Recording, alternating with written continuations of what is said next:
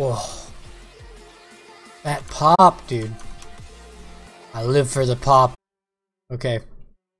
Welcome to Fireball Bouncy build. Okay, there's too many people on my screen. Get the fuck off my screen, you peasants. Not Fireball. Giga Chads. Okay. Here is Fireball build. I'm going to note at the beginning of this is a full disclaimer. This build is not finished because I don't want to grind the stuff to finish it. And will definitely be a build I will look back to in Season 1. Hopefully they will update some items and some powers, and it will actually function without the clunkiness and the... it's just kind of awkward and clunky.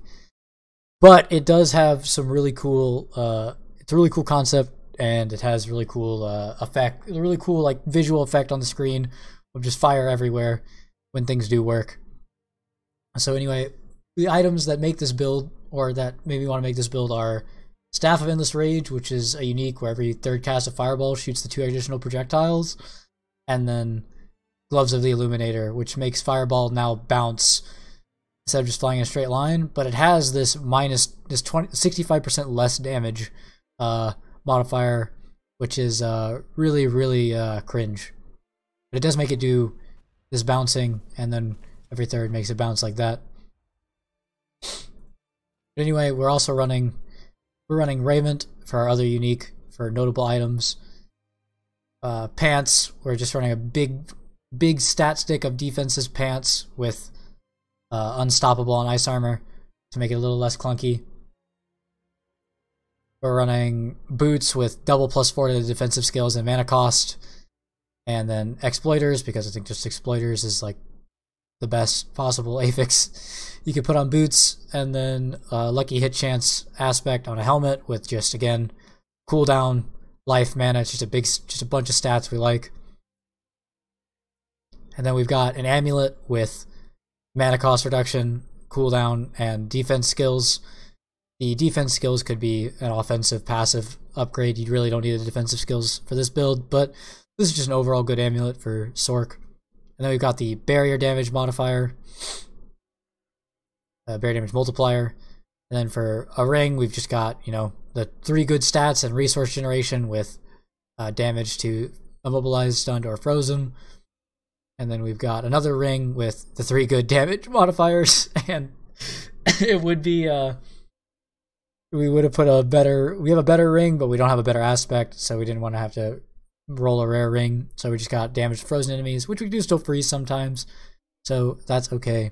And then using cooldown restores mana aspect is, I feel like, required for now, because again, the build is a little clunky and I didn't want to rework everything to maybe not need mana cost or mana regen stuff on gear.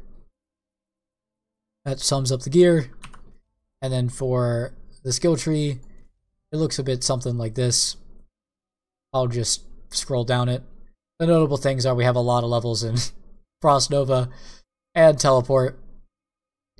And then we're taking things like get a barrier on cooldown with protection, DR after we use some mana, because we use a lot of mana, and then just basically taking all of the little fire passives we can along the way, ending in Esu's Ferocity, which isn't that great, I'm going to be real, but it's the only real option for the build, I think, right now, unless I was to switch it to be a fully burn-based build, which I, again, I'm not that interested in trying out until maybe Season 1 brings out some changes, I'm hoping, for items and the game.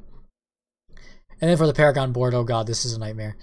The Paragon board was originally my board for Ice Shards, and I did not want to literally change anything other than the glyphs I was using. And some very minor pathing stuff, because refunding the whole board is just unacceptably painful, and I wasn't sure if I would want to switch back to Ice Shards. So we dealt with what we had, because again, this build's mostly an experiment, mostly just a concept test. But for main glyphs, we're using Elementalist in the primary board, Control in our second board, which board is this? The Frigid Fate board. We decided to use control here with the vulnerable stuff. We have Imbiber in the, I think this is the Icefall board, just because I think this glyph is good. Originally this was Frostbite for the chilled effect with my Ice Shard build, but this works here in this slot anyway, but I don't need to change much, and that's really all we care about is getting that glyph on that board. We have the Destruction glyph here on, which board is this? On the Burning Instincts board. This is like the best board for Destruction. Get 49 dex here in this spot, and it's just kind of crazy. Get damage to burning enemies, damage to elites. And then we've got the next board, which is in Enchant Master. And this board's just basically where you slap Exploit. This is where most builds I've planned out, I've slapped it here. You just pick up the non-fizz damage as you're going along. And then you leave the board. And you move on to the Searing Heat board, and you just grab Flame Feeder here, and then grab some damage. You make your way through here to the Combustion nodes for the crit damage, because again, that's pretty big. I'm not using a single one of the legendary nodes on any of these boards because they're bad. So we just decided not to use them. If I even reworking the whole boards, I planned out a reworked set of boards using 6, 7, 5 glyphs, any amount of glyphs, and it's still not it's just not worth it to path to any of these legendary nodes. Sorc's legendary nodes suck. They're absolutely bad. And yeah, if I was to change the board though, I would definitely remove the Imbiber board. This could be, ideally, you would switch this board and make it the Static Surge board. And using the Static Surge board, you would path to Static Surge and actually take this node, because we are teleporting around a lot, and this is how you can get your mana back easily. It's just better than this board. This board's basically useless for my build, so you would just need to swap out and you'd path in, like you. How do I rotate this? I even rotate it. You basically put it in place of put it in place of this board and then path through the middle. You rotate it 2 ways, I think. Yeah, you can just do it this way. You just path into the glyph instead of in here, path into the glyph and path down. I wish there was a better way to plan this out, but that's basically how it would work. And that will actually completely solve your mana problem, and then you get to put a different aspect on your gloves, or on your ring. So you get a little bit more damage that way. So the build, compared to what I have now, can probably do like 60-75% more damage. You can basically ignore the glove, the net downside of the glove. You can get that back and be dealing the damage that you could test on Fireball if you took the gloves off and like have a +4 Fireball glove and shoot your Fireball around. That damage number that you can get there, which is actually not bad, you can get that with switching out the boards a little bit and switching out the aspect. But anyway, I'll run into the dungeon and I'll do it one time just to show that it does do stuff sometimes. And the enchants you're running are Firebolt enchant for burning, because for some reason Fireball doesn't burn when it hits stuff. And the Fireball enchant itself for nice AoE explosions. Okay, where are we going? Basically, yeah, it has this issue where sometimes it gets eaten by walls and mobs, but that's just a projectile issue that seems to happen with certain skills. Anyway, you just kind of run through and hit your cooldown. Honestly, hit your barriers to keep up your buffs and get mana back. But then other than that, you just kind of kill. If you kill any monster, it kind of starts a chain reaction of fire. And if you use Raiment to stack stuff together and then shoot, you just kind of blow everything up, and it's really satisfying. In solo on Torment, this build works amazing. In solo up to like tier 45, it also just kind of one-hits everything. Kind of sucks against damage reduction packs, because it needs to, again, kill one monster to start a chain reaction, and if they're all damage reduction ordered, it sucks. Yeah, you basically just run through and shoot fireballs around. And if you get an elite pack together like that, and you stack it up, you just shoot one fireball into it, and it dies. You can sometimes even kill whole packs just by teleporting in, because teleport does enough damage, because it's so high level. That's basically it.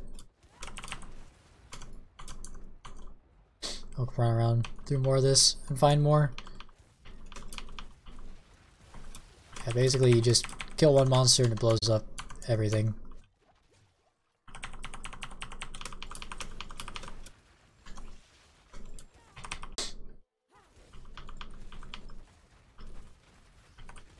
It also works pretty well in a group, I guess, because you can give the fireball enchant to all your allies to help them clear stuff better.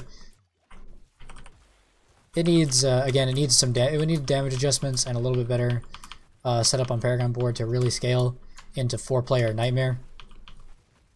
Once you start getting mobs that are over leveled, you can start to really feel the lack of damage multipliers because of the uniques taking up those slots.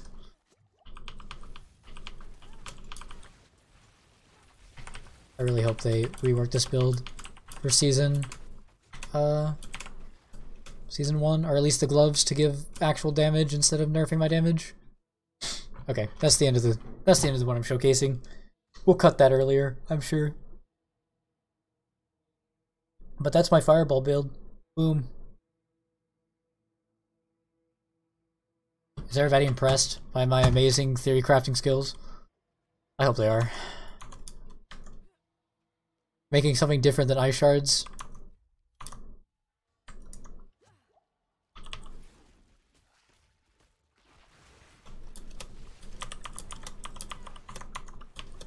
It's actually more, to me, this is more fun to play than ice shards when my projectiles don't get eaten. So, I hope maybe somebody else will try it and like it too.